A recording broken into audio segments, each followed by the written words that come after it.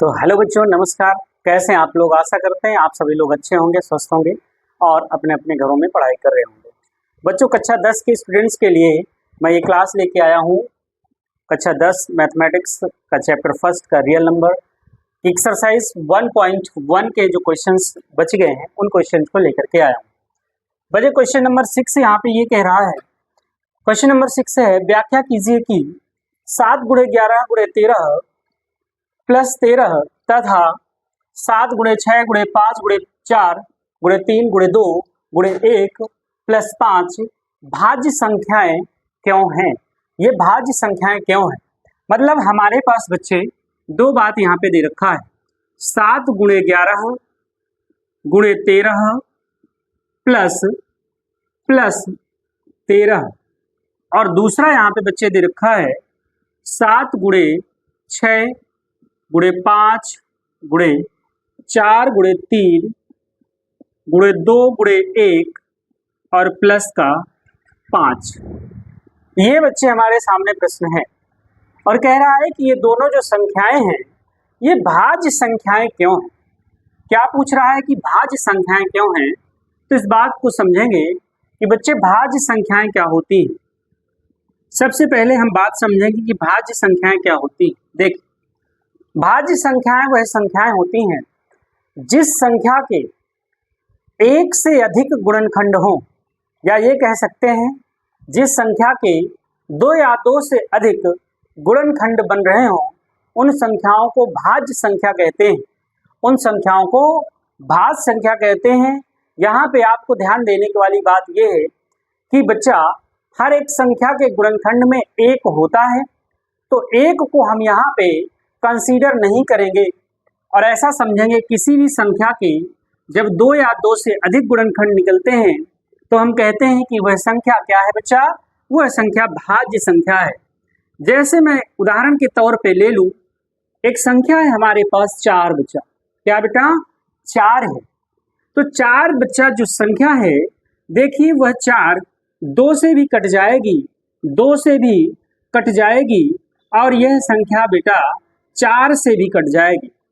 4 जो संख्या है ये संख्या 2 से भी कटेगी और 4 से भी कटेगी। अतः हम ये कह सकते हैं कि 4 के 2 गुणनखंड हैं। कितने गुणनखंड हैं बेटा? 4 के 2 गुणनखंड हैं।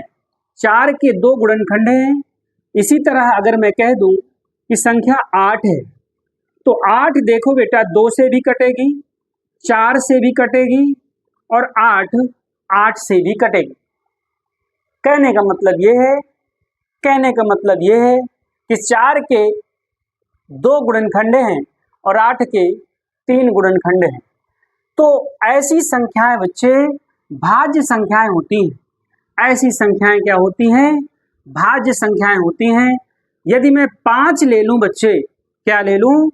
5 ले लूं, तो 5 बेटा ये संख्या सिर्फ 5 से ही कटेगी और किसी संख्या से नहीं कटेगी।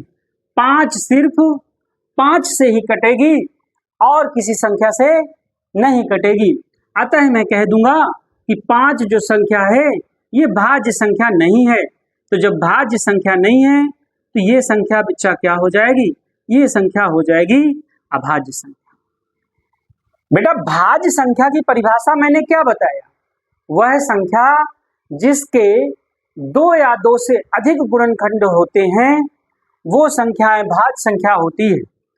5 जो संख्या है इसके केवल और केवल एक ही गुणनखंड है। अतः केवल और केवल एक ही ऐसी संख्या होगी जिससे 5 कट सकती है और वह संख्या है 5। मतलब इसके एक ही गुणनखंड है, अतः यह भाज्य नहीं है। तो क्या है फिर? अभाज्य है। ये बच्चे भाज्य है, ये बच्चे भाज्य है, ये बच्चे भाज्य है। ये दोनों संख्याएं क्या है ऊपर? ये भाज्य है, क्योंकि इन दोनों के गुणनखंड कम से कम 2 तो निकल ही रहे ना, 2 तो निकल ही रहे। 2 या 2 से अधिक गुणनखंड होने वाली संख्याओं को हम भाज्य संख्या कहते हैं। ये बात आप यहाँ पे समझ पा रहे हैं। ये बात यहाँ पे आप समझ पा रहे हैं मेरे बच्चे। ये बात स्पष्ट हो पा रही है। कहने का मतलब, यदि मैं 8 के गुणनखंड करूं तो 2 × 2 × 2 कम से कम इसके कम से कम इसके 3 गुणनखंड तो बन रहे हैं, अभाज्य गुणनखंड तो बन रहे हैं, 3 अभाज्य गुणनखंड बन रहे हैं। वैसे इसके गुणनखंड कैसे, जिन जिन संख्याओं से कटेगी, 2 से कटेगी, 4 से कटेगी, 8 से कटेगी। तो ये बात समझ गए, ये बात समझ पाए बच्चा। अगर ये बात समझ गए तो अब बात यहाँ पे आती है, मतलब ये कि ये जो दोनों संख्याएं हैं, इन संख्याओं को हम ऐसा दिखा दें कि इन संख्याओं के कम से कम 2 गुणनखंड तो है ही, 2 गुणनखंड तो है ही, या 2 से अधिक गुणनखंड बन रहे हैं, तो ये संख्याएं भाज्य संख्याएं हो जाएंगी। तो देखिए बच्चों, यदि मैं इस संख्या को देखूं तो ये संख्या 2 टर्म में बटी हुई है, 2 पदों में बटी हुई है। एक पद ये गुणे के फॉर्म में पूरा, दूसरा पद प्लस से अलग हो रहा है। आपको पता होना चाहिए कि जो बच्चे संख्याओं के पद होते हैं वो प्लस या माइनस से अलग होते हैं, प्लस या माइनस से अलग होते हैं। यहाँ पे 2 पद हैं इस संख्या के, यहाँ पे आप ध्यान से देखिए। तो अगर यहाँ पे देखा जाए तो इधर साइड बच्चे 13 गुणनखंड में है और इधर भी 13 है, तो क्या 13 दोनों पक्षों से, दोनों पदों से कॉमन नहीं लिया जा सकता? लिया जा सकता है। 13 यहाँ से कॉमन चला गया तो क्या बचागा, क्या बचेगा? 11 गुणे 7 बचेगा, और बच्चे इधर 13 कॉमन चला जाएगा तो 1 बचेगा। ये बात स्पष्ट हो पा रही है। 13, उसके बाद 7 का 11 में गुणा, 11 सते 77 और 11 सते 77 प्लस 1 क्या हो गया बच्चे? ये बच्चे बन जाएगा 11 गुणे 77, ये बनेगा 11 गुणे 77, 77 प्लस 1 बच्चा हो गया 78। क्या हो गया? 77 प्लस 1 बच्चा 78। अब आप ध्यान से देखिए, ध्यान से देखिए, ये जो संख्या थी इस संख्या को हमने इस रूप का बना दिया। अब यहाँ पे आप यदि ध्यान से देखें कि जो भी संख्या पूरी थी वो बच्चा 13 से भी कटेगी, क्योंकि इसके गुणनखंड में 13 भी है और इसके गुणनखंड में 78 भी है, इसके गुणनखंड में 78 भी है। तो हम कह सकते हैं कि इस संख्या के कम से कम 2 गुणनखंड तो निकल ही रहे हैं। 78 के और भी गुणनखंड हो सकते हैं, 78 के और भी गुणनखंड हो सकते हैं, लेकिन यहाँ पे कम से कम 2 गुणनखंड तो है ही, यानी कि जो भी ये पूरी संख्या होगी वो 13 से भी कटने वाली होगी और वही संख्या बच्चा 78 से भी कटेगी। अतः यह संख्या क्या होगी? अतः यह संख्या बच्चे, अतः यह संख्या, अतः यह संख्या क्या है बच्चे? यह संख्या भाज्य संख्या होगी, यह संख्या भाज्य संख्या होगी। ये बात किसको नहीं समझ में आई? कमेंट बॉक्स में बताइए। क्या ये बात बच्चे समझ में आ गई? क्या ये बात स्पष्ट हो रही है? इसी तरह बच्चे इस प्रश्न को अगर देखा जाए तो इसमें भी 2 पद हैं, एक पद यहाँ से लेकर यहाँ तक, दूसरा पद ये 5 है। दोनों पदों से देखो कि 5 यहाँ पे भी है, 5 यहाँ पे भी है। 5 यदि मैंने कॉमन ले लिया तो 7 गुणे 6 गुणे 4 गुणे 3 गुणे 2 गुणे 1 अब प्लस का 1। यहाँ पे ध्यान देने वाली बात ये है कि ये पूरी बच्चा एक पद बन गया जो ब्रैकेट के अंदर है। पूरा गुणा करने के बाद 1 जोड़ोगे तो पूरा एक पद बन करके आएगा और इसके गुणे में 5 बाहर है। तो क्या इस संख्या के भी कम से कम 2 गुणनखंड नहीं हो जाएंगे? क्या इस संख्या के भी 2 गुणनखंड नहीं हो जाएंगे? इन संख्याओं का गुणा करेंगे, गुणा करने के बाद 1 जोड़ देंगे तो एक पद में संख्या कुछ बन के आ जाएगी।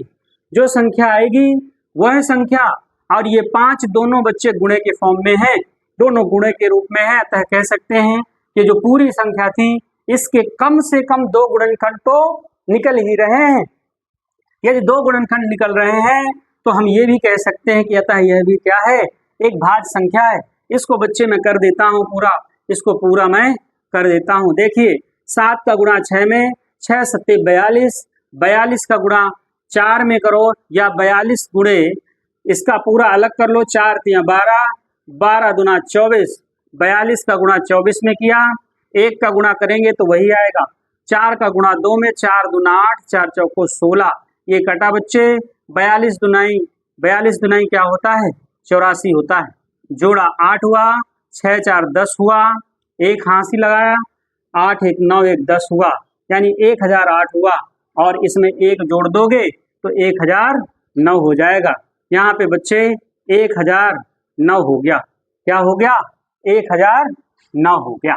अब बात समझिए, ये है संख्या 5 गुणे 1009, 5 गुणे 1009 है। तो देखिए यह जो पूरी संख्या थी, इस संख्या के कम से कम 2 गुणनखंड तो हैं, यानी ये पूरी संख्या 5 से भी कट सकती है, ये पूरी संख्या 1009 से भी कट सकती है। जब 1009 से भी कटेगी, 5 से भी कटेगी, तो अतः हम कह देंगे कि यह संख्या भी बच्चा क्या है, यह संख्या भी भाज्य संख्या है। अतः यह संख्या भी भाज्य है, यह संख्या भाज्य है, या यह संख्या भी भाज्य होगी, भाज्य होगी। ये बात बच्चा किसको नहीं समझ में आई? ये बात सबको समझ में आ गई।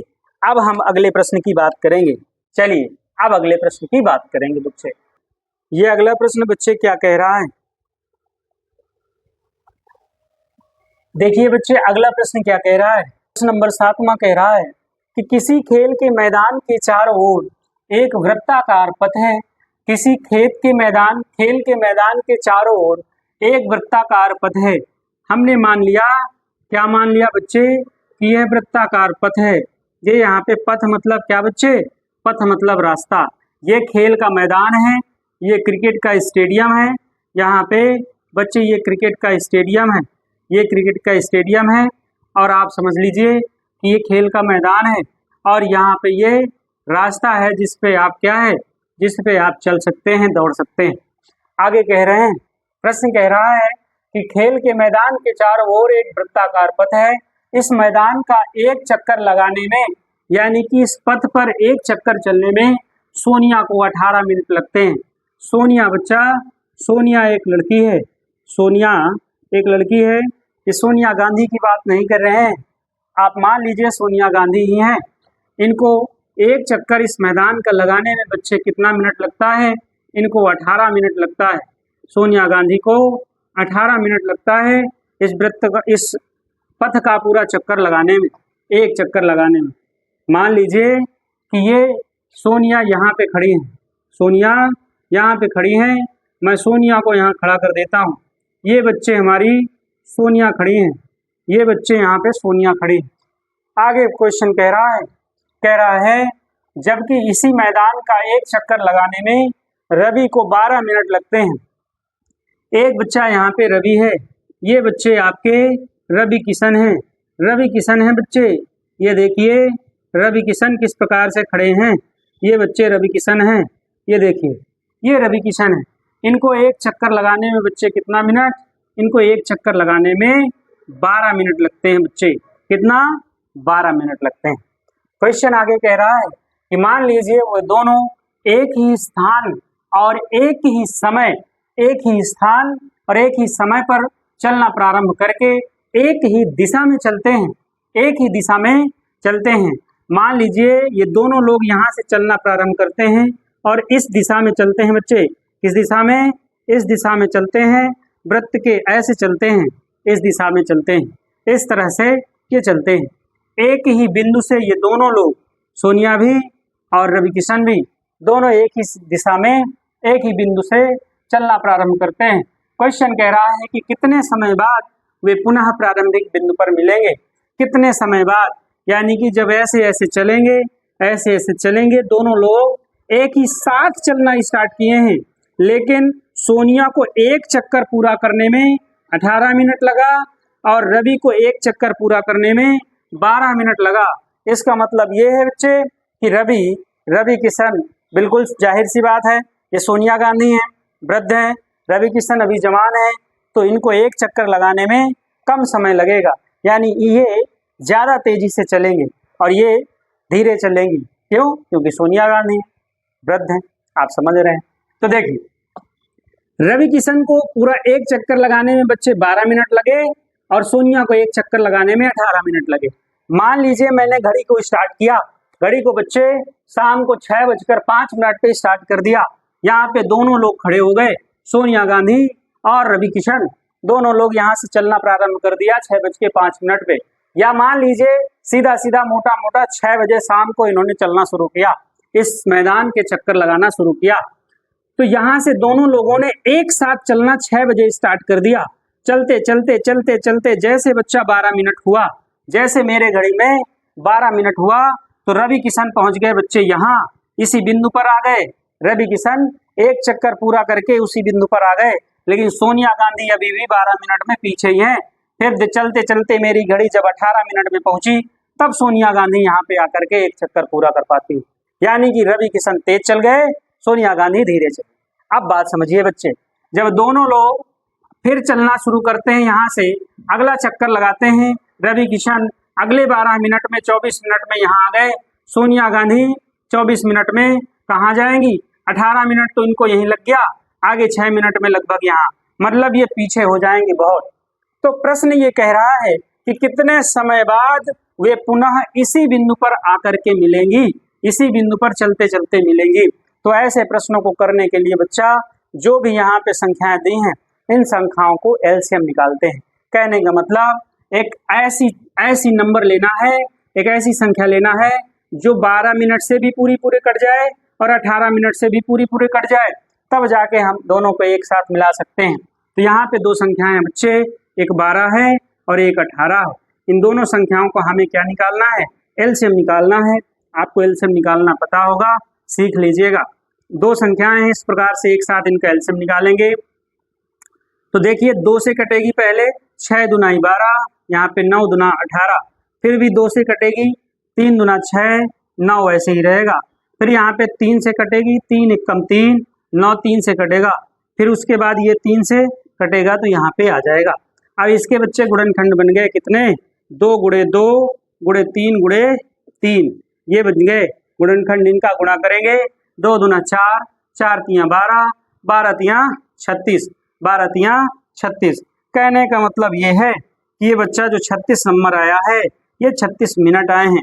36 मिनट बाद पूछा है कितने समय बाद वे पुनः प्रारंभिक बिंदु पर मिलेंगे, उसी समय उसी बिंदु पर कितने समय बाद मिलेंगे, तो 36 मिनट बाद मिलेंगे। अब बात समझिए बच्चे कैसे, देखिएगा ध्यान से। रवि किशन चलना शुरू करते हैं, यहाँ से गए 12 मिनट, फिर गए, फिर यहाँ पे 12 मिनट हो गया 24 मिनट, फिर यहाँ से यहाँ गए 36 मिनट, यानी 36 मिनट में रवि किशन यहाँ पे पहुंच गए। 36 मिनट में रवि किशन तीसरी बार यहाँ पे पहुंच गए। सोनिया गांधी चली, यहाँ से चली 18 मिनट, उसके बाद फिर इनको लगा कितना बच्चा, 18 मिनट, यानी इनको भी 36 मिनट लगा, दोनों को 36 मिनट लगा और दोनों इसी बिंदु पर आकर के पुनः मिल जाएंगे। तो इस प्रकार से इस प्रश्न को करते हैं। जो भी इस तरह के प्रश्न होते हैं बच्चे, वो एलसीएम लेकर के करते हैं। प्रश्न का उत्तर है, प्रश्न का आंसर क्या है कि 36 मिनट बाद पुनः सोनिया और रवि एक साथ उसी बिंदु पर मिलेंगे। तो कैसा लगा बच्चों ये प्रश्न, आशा करते हैं आपको यह प्रश्न भी स्पष्ट हो पा रहा होगा। इसी तरह बच्चे हमारे साथ जुड़े रहिए और अच्छे से पढ़ाई करते रहिए। बोर्ड एग्जाम की तैयारी में अभी से लग जाइए बच्चे, समय बिल्कुल नहीं है। आप ये मत सोचिए कि समय बहुत है, समय बहुत कम है बोर्ड एग्जाम के बच्चों के लिए। तो बढ़िया से तैयारी करिए। बहुत अच्छे बच्चे, धन्यवाद।